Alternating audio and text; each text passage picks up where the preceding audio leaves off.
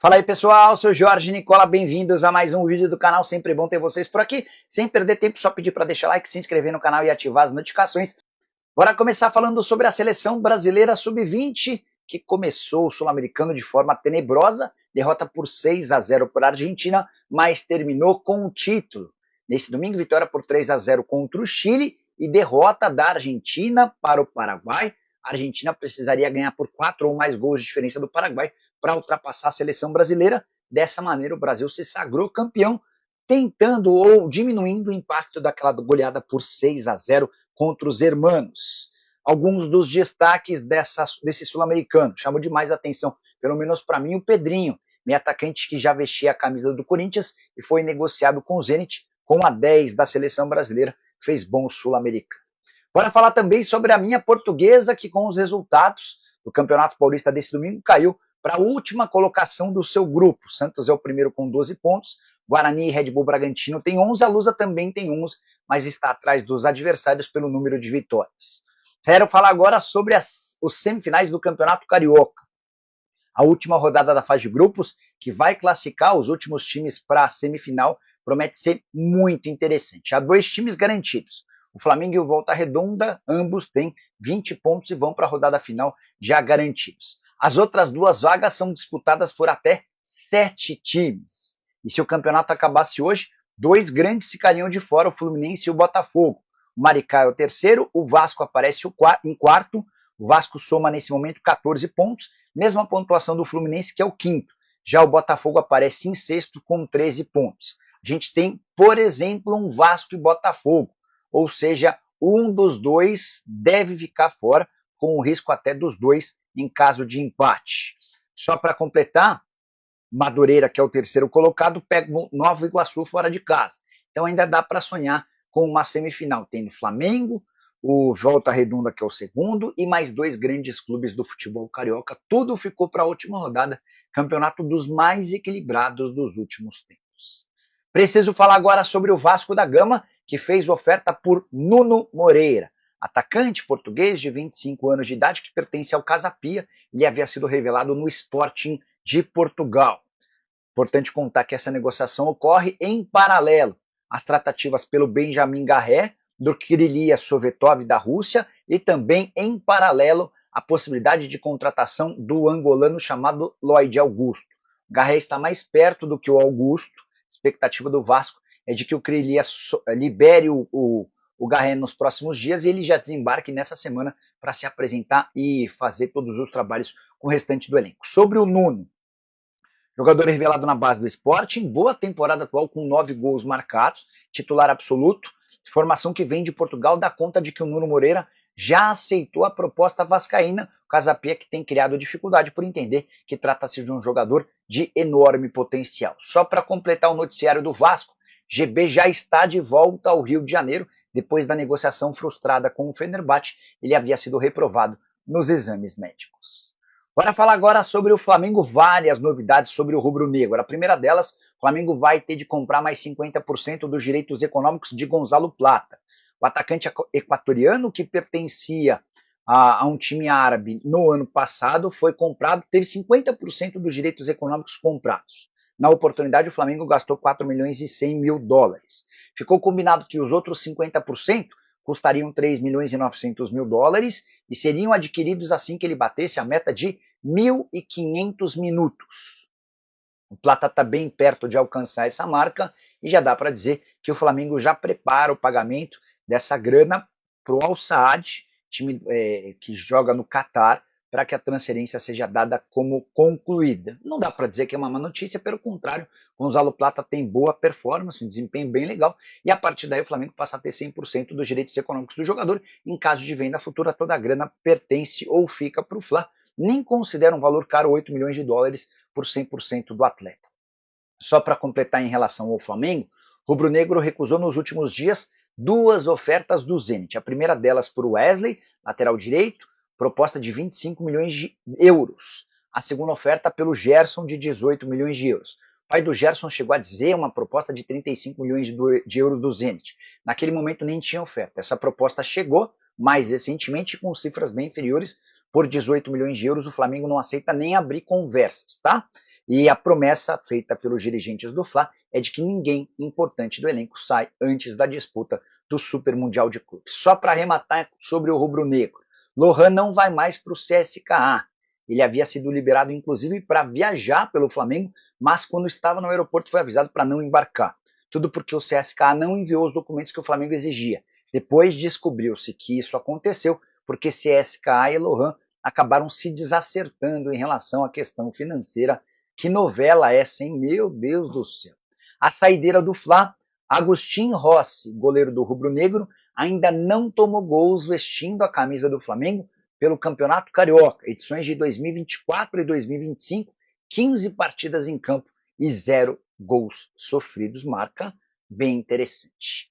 Hora de falar sobre o Neymar, ou melhor, sobre o pai do Neymar, que deu uma entrevista antes do jogo contra o Água Santa, a vitória do Peixe por 3-1 na Vila Belmiro, com ótima atuação do Neymar. Neymar marcou seu primeiro gol na volta ao Peixe, gol em cobrança de pênalti, também participou de outros lances importantes.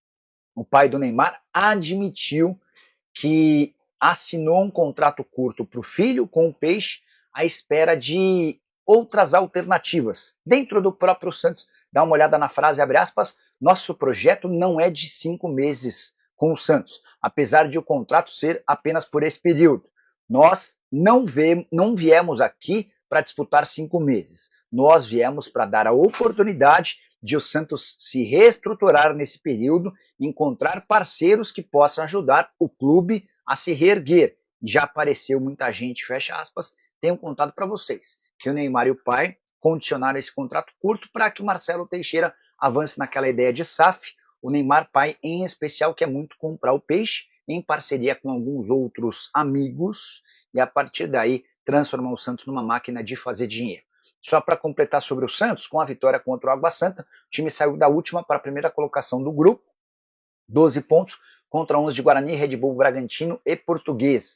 Santos ainda pega o Noroeste em casa e a Inter de Limeira fora são os dois compromissos finais do Peixe.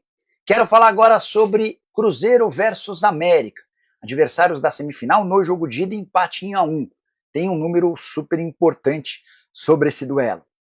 Gabigol, reforço mais caro do Cruzeiro para 2025, ganha mais sozinho do que todo o elenco e comissão técnica do Coelho. Gabigol tem um custo mensal para a Raposa de 2.400.000 mês, obviamente mensal é mês. Já o América tem um custo com jogadores e comissão técnica de 2.300.000 reais mensais. Muito louca essa ideia, né? De que um atleta sozinho custa mais do que todo o seu adversário. Importante contar ainda que o América fez uma redução importante na folha salarial em relação ao ano passado. O Coelho de 2024 gastava 4 milhões de reais por mês na Série B. Entendeu-se que não havia capacidade para tanta arrecadação e para tanto custo. Dessa maneira, o Coelho conseguiu reduzir sua folha salarial. Hoje, o teto é de 150 mil reais por mês. Ninguém ganha mais do que esse valor. E aí, só para arrematar de vez, apesar da discrepância dos números, com o Coelho gastando 2.300.000 mês contra 20 milhões de reais do Cruzeiro, dos dois confrontos entre os times nesse ano, 2 empates em 1-1. E o América tem melhor campanha do que o Cruzeiro no Campeonato Mineiro. São 14 pontos em 9 jogos do América contra 12 pontos em 9 jogos do Cruzeiro. Preciso falar agora sobre o Palmeiras, muitas novidades, que incluem também o risco de o time não passar para a próxima fase do Campeonato Paulista. Quero começar falando sobre mercado. Leila Pereira admitiu, depois do empate em 0-0 contra o São Paulo, no Allianz Parque, que o Verdão tem um problema em relação ao 9. Ela chegou a tratar essa história até como um karma, porque é um dos primeiros pedidos de torcedores e também de comissão técnica, mas o Palmeiras não consegue ter êxito em relação a esse jogador. Pedro do Flamengo, Vitor Roque, Gabriel Jesus, vários nomes de peso já foram tentados, sem nenhum acordo até esse momento. Para piorar, negociação com o Vitor Roque, que havia causado boa expectativa, depois de o atacante de 19 anos dizer sim ao Palmeiras, ela parece ter dado alguns passinhos para trás. Isso porque Manu Forjato, diretor de futebol do Betis, deu uma entrevista afirmando o seguinte, abre aspas, não tem nada sobre a saída do Vitor Roque. Nem o Vitor Roque, nem seu entorno, nem o Barcelona, com quem temos boa relação, muito menos eu dissemos qualquer coisa sobre a saída dele. É totalmente falso, afirmou o dirigente do Betis. Aí você deve estar se perguntando, mas como assim? Já tem proposta do Palmeiras e é falso?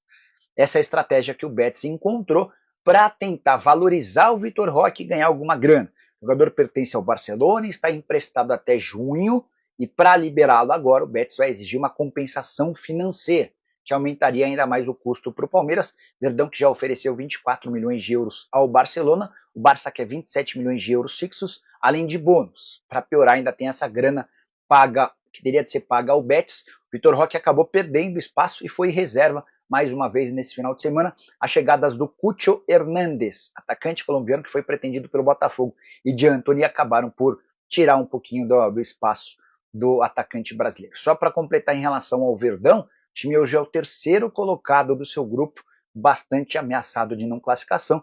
Daqui a pouco eu falo mais sobre o tema quando me referir ao São Paulo.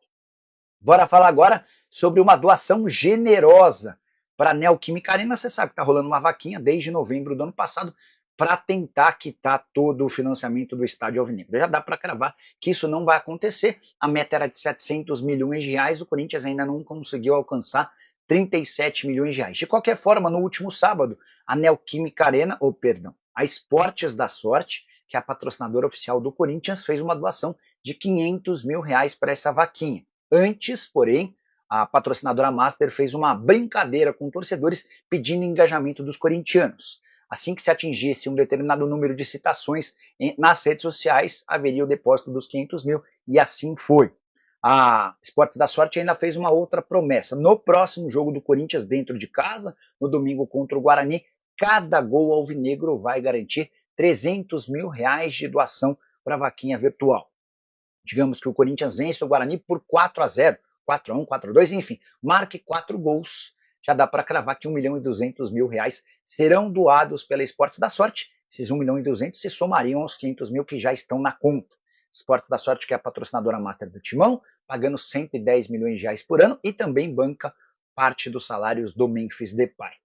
Só para completar em relação ao Corinthians, e também esse assunto, a Gaviões da Fiel chegou a anunciar o pagamento da 44ª parcela, no valor de 44 mil, tudo isso tem sido quitado nos últimos dias, desde o início da campanha. Bora fechar o vídeo para falar sobre o São Paulo, que tem a chance de eliminar o Palmeiras do Campeonato Paulista. É que o Verdão não depende apenas de si para passar para a próxima fase. Ele vai precisar que Ponte Preta e São Bernardo tropecem. E Ponte Preta e São Bernardo são justamente os dois próximos adversários do São Paulo no Campeonato Paulista. Como o Tricolor empatou com o Palmeiras em 0-0 nesse domingo, no Allianz Parque, já dá para dizer que o São Paulo está classificado para a próxima fase. E se o Novo Horizontino não vencer nessa segunda-feira o Mirassol, em jogo que fecha a rodada, já vai dar para cravar também que o São Paulo será o primeiro do seu grupo. Isso porque vamos imaginar que o Novo Horizontino empate. Ele vai diminuir para 3 a diferença ou a desvantagem dele em relação ao São Paulo. Mas ainda que vença nessa última rodada, o Novo Horizontino só vai fazer mais um jogo e o São Paulo perca suas 2 partidas, os times terminam empatados, mas com o São Paulo com mais vitórias. Ou seja, se o Novo Horizontino não vencer nessa noite, o São Paulo não precisa mais de pontos para se classificar. E muito torcedor do São Paulo nas redes sociais está fazendo campanha para que o Tricolor use time reserva e com o Jandrei no gol para a partida de quarta-feira no Morumbi contra a Ponte Preta. A Ponte é hoje o time que dá mais chances de o Palmeiras se classificar. Só para vocês entenderem a situação do grupo. O São Bernardo tem 22 pontos, é líder da chave, e se conseguir um empate nos 2 jogos que ainda faz, contra Portuguesa e São Paulo, ele não pode ser alcançado pelo Palmeiras. O Palmeiras até chegaria aos mesmos 23 do São Bernardo, mas perderia no número de vitórias. Ou seja, restaria apenas ao Palmeiras a chance de ultrapassar a Ponte Preta. Hoje o Palmeiras tem 17 pontos, a Ponte Preta tem 19. Se a Ponte vence o São Paulo, ela vai para 22 e fica bem perto da classificação para a próxima fase. O Palmeiras, o atual tricampeão paulista, ficaria de fora da primeira fase do Paulistão pela primeira vez desde 2010. A saideira sobre o São Paulo. Especulação de que Sabino pode trocar o tricolor pelo Vitória não confere. Conversei com o Luiz Taveira, empresário do jogador, e ele me assegurou que nem existe proposta e que o Sabino não tem nenhuma intenção de sair do São Paulo para jogar em outro clube brasileiro. Depois da partida contra o Palmeiras, Zubeldia foi pelo mesmo caminho, afirmando que gosta demais do Sabino e que não pretende liberar. Curtiu o vídeo? Não esquece de deixar like, de se inscrever no canal. A gente se encontra mais tarde. Tchau. Fala, torcedor do Corinthians. Que alegria te ter por aqui. Essa notícia está pegando fogo e eu já trago de primeira mão para você. Se você quer ficar sempre por dentro das novidades do Timão e não perder nada, já se inscreve no canal e ativa o sininho. Agora, segura essa porque o assunto é quente demais. Julián Álvares, um dos atacantes mais talentosos da atualidade, tem sido o grande nome do Atlético de Madrid nesta temporada, encantando torcedores e chamando a atenção de gigantes do futebol mundial. Mas aqui vem a bomba. O Corinthians está monitorando a situação do craque argentino, e nos bastidores há uma movimentação que pode surpreender muita gente. O Manchester United também entrou forte na briga, com Rubem Amorim sendo um grande admirador do jogador. No entanto, a negociação ainda não está fechada, e tudo pode mudar a qualquer momento. O Timão, que busca um nome de peso para reforçar o ataque, sabe que a concorrência é gigante, mas está de olho em uma brecha para, pelo menos, tentar seduzir o jogador com um projeto ambicioso. Nos bastidores, a diretoria alvinegra avalia cenários e discute possibilidades para entrar na disputa, mesmo sabendo que a realidade financeira do futebol sul-americano é bem diferente da europeia. O fator determinante pode ser o desejo do jogador em atuar com mais protagonismo, algo que, no Corinthians, ele teria de sobra. Mas será que isso seria suficiente para convencer o craque a ouvir uma proposta fora do eixo europeu? O Manchester United ainda aguarda um sinal verde de Álvares para avançar na negociação, o que significa que o Corinthians pode ter uma pequena janela para agir. Caso o argentino hesite em se transferir para a Premier League ou peça mais tempo para tomar sua decisão, o Timão pode tentar uma abordagem ousada, apresentando um projeto competitivo e uma proposta vantajosa em termos de visibilidade e status dentro do clube. Não seria a primeira vez que um gigante sul-americano surpreende o mercado com uma contratação de impacto, e o Corinthians sabe que precisa ser estratégico se quiser ter qualquer chance nessa disputa. Internamente, a ideia de investir em um nome de peso para o ataque não é nova, e a diretoria já demonstrou em outras ocasiões a intenção de buscar reforços de renome. O caso de Álvares, no entanto, envolve um grau de complexidade maior, já que além da concorrência europeia, há a questão do investimento necessário para viabilizar qualquer tratativa. Para que uma negociação dessas avance, o Corinthians precisaria contar com parceiros e investidores, além de oferecer um planejamento convincente para o jogador e seus representantes. Mas será que há algo sendo articulado nos bastidores que ainda não veio à tona?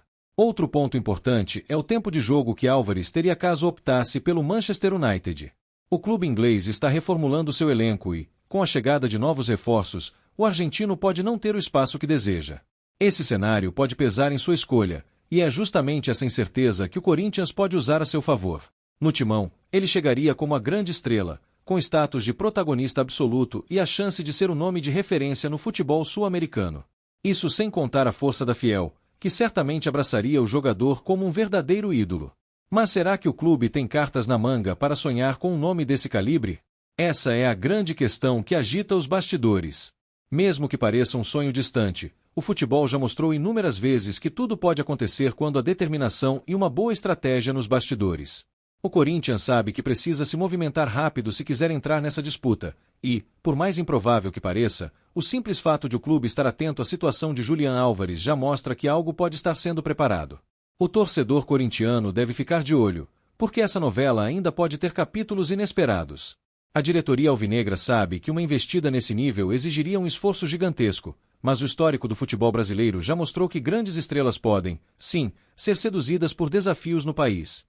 A recente onda de reforços estrangeiros na América do Sul, com craques optando por mercados antes improváveis, pode dar ao Corinthians um fio de esperança.